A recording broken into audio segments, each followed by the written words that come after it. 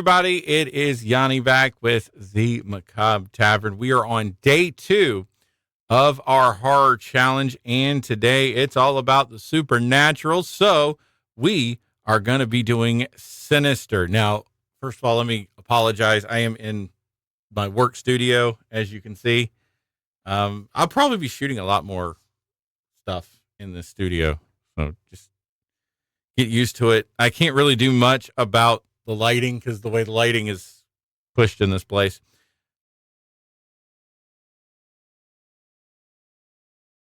All right, let's get into it. Sinister. It's a 2012 supernatural horror film directed by Scott Derrickson and written by C. Robert Cargill. It stars Ethan Hawke as a struggling true crime writer whose discovery of snuff films depicting gruesome murders and the strange supernatural elements in his new house puts his family in danger. Other people that are in this, Juliette Rylance, Fred Thompson, James Ranson. You also got Claire Foley, Michael Hall, Diario, and Vincent D'Onofrio are all in supporting roles in this movie. It's inspired by a nightmare that Cargill had after watching the 2002 film The Ring. I mean, everybody had a nightmare after The Ring, right? Principal photography began in 2011. So, Ellison Oswalt moves into a home in Chadford, Pennsylvania with his wife, Tracy, their 12-year-old son, Trevor, and their 7-year-old daughter. Ellison's first book, Kentucky Blood, was a bestseller, but his subsequent works have been a little off. That leaves the family in a precarious financial position, and unbeknownst to his wife and children, their new home is the site of one of the most gruesome murders that was caused by the previous owners. The Stevenson family, and Ellison's new book project is about the murders and the disappearance of the youngest Stevenson child, 10-year-old Stephanie. Ellison finds a box in the attic that contains a scorpion, as well as a projector and reels of Super 8 film. So you already know this is kind of similar to 8mm, each labeled home movies. The films are footage of different families being murdered in various ways, tied to patio chairs and drowned in a pool. Yeah, good to remember it's a pool party 66, huh? Bound and gagged and burned to death, that was Barbecue 79. Run over by a lawnmower, Lawn Work 86. And bound and gagged in their beds and having their throats slit, Sleepy Time 98.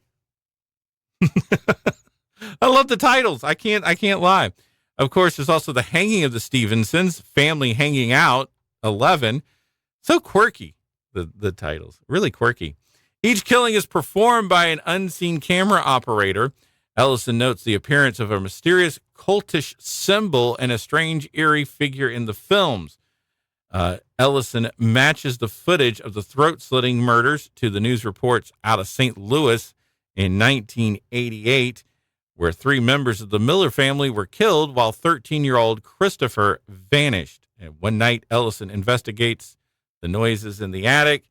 Inside the film reels, the canister lady finds a king snake and childlike drawings of the killings, with a figure called Mr. Boogie also present. Mr. Boogie. I love that. At one point, Ellison encounters a Rottweiler in the back garden. Well, then now Ellison will consult the deputy, and they find that the film murders took place at different times and different cities across the country, dating back to 1966. A child from each family disappeared following every murder, and before the Stevensons moved to Chadford, they lived in the Millers' former house. The deputy refers Ellison, I should say, to an occult specialist, Professor Jonas, who deciphers the symbols in the films. Jonas relates the symbol to the ancient and obscure pagan Babylon god Burghul, which I know I probably screwed up, but, Bughul, I guess we could go with that one, who would kill entire families and take one of their children to consume their souls slowly. Jonas suspects the murders are a part of a cult initiation rite rather than the work of a single murderer. As Ellison investigates footsteps and noises throughout the home one night, it's revealed that the ghost-like children, invisible to Ellison, are the cause, with one of them appearing in Ashley's bedroom. Ashley later paints this girl, whom she identifies as Stephanie Stevenson, on the wall. And the next night, Ellison hears a film projector running and finds the missing children seated in the attic watching one of the films. Bagul appears on camera physically before appearing to Ellison. He takes the camera projector and the snuff films outside and destroys them, and he tells Tracy they're moving back to their new home. It's really an interesting movie, and there's a whole bunch more to this movie, but Ethan Hawke was absolutely brilliant in this movie. For those of you who don't know, Vincent D'Onofrio was Professor Jonas in this movie. Fred Thompson plays the sheriff, and he's been a hell of an actor for years. I have to actually admit, I love this movie. It is up there with a lot of other great movies. And I would even put this in psychological at some point as well. Again, I love this movie.